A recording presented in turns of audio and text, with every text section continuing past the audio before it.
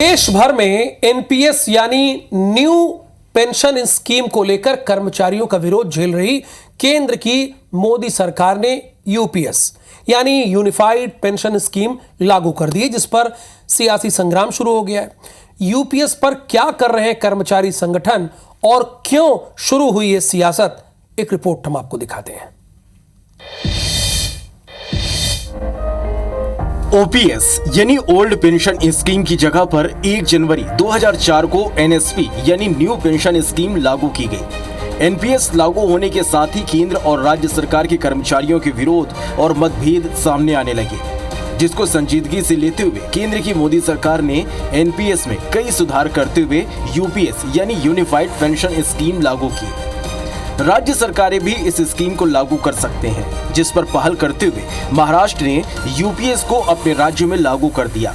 MP में भी इसको लागू करने की मांग कर्मचारी संगठनों ने तेज कर दी है, तो कुछ संगठन अब भी ओपीएस लागू करने की मांग कर रहे हैं। सुनिए कर्मचारी नेताओं की क्या मांग है। यूपीएस पेंशन सिस्टम जो केंद्र सरकार लाई है, इसको हम मध्य प्रदेश के मुख्यमंत्री से मांग करते हैं कि इसको मध्य प्रदेश में तत्काल लागू किया जाए। गवर्नमेंट ने यूपीएस यूनाइटेड पेंशन स्कीम जो लागू की है, पूरा देश और पूरे देश के कर्मचारी उसका स्वागत करते हैं और हम ये चाहते हैं कि ये मध्य प्रदेश शासन को भी इसको लागू किया जाना चाहिए। और सरकार ने जब इतनी सुविधाएं अब इसमें यूपीएस के माध्यम से देने जा रही है, तो उसमें सारी चीज़ें हटाते हुए सीधा ओपीएस जैसे पहले चल रहा था उसी प्रकार से किया जाए। चलिए अब आपको ओपीएस, एनपीएस, यूपीएस को ग्राफिक्स के जरिए समझाते हैं। यूपीएस का फायदा केंद्रीय कर्मचारियों को मिलेगा।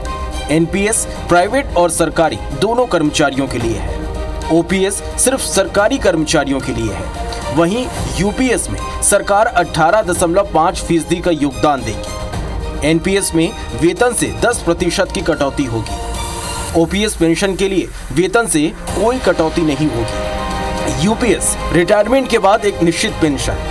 एनपीएस रिटायरमेंट के समय पेंशन की गारंटी नहीं। यूपीएस में रिटायरमेंट के समय निश्चित पेंशन दी जाएगी। नौकरी के दौरान मौत पर तीनों स्कीम में फैमिली पेंशन का प्रावधान है। अब जरा राजनीतिक दलों के प्रतिनिधियों को भी सुन लीजिए। मध्य प्रदेश के यशस्वी मुख्यमंत्री डॉक्टर मोहन यादव जी बहुत ही जल्दी मध्य प्रदेश में इसको लागू करेंगे और इसका लाभ मध्य प्रदेश के सभी केंद्रीय कर्मचारियों को लाभ मिलेगा। सरकारी कर्मचारी संगठन लगातार ओल्ड पेंशन स्कीम की मांग कर रहे थे, लेकिन यूनिफाइड पेंशन स्कीम लाकर एक झुंझुना जैसा पकड़ा दिया और उसमें भी केंद्र सरकार कह रही है कि राज्य सरकार चाहे तो उसे लागू कर सकते हैं।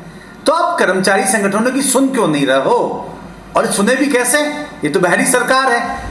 मध्य प्रदेश के 8.5 लाख सरकारी कर्मचारियों का भविष्य अब सरकार के हाथ में है। देखने वाली बात होगी कि सरकार इस पर क्या फैसला लेती है। दुष्यंत पराशर, IBC 24, भोपाल।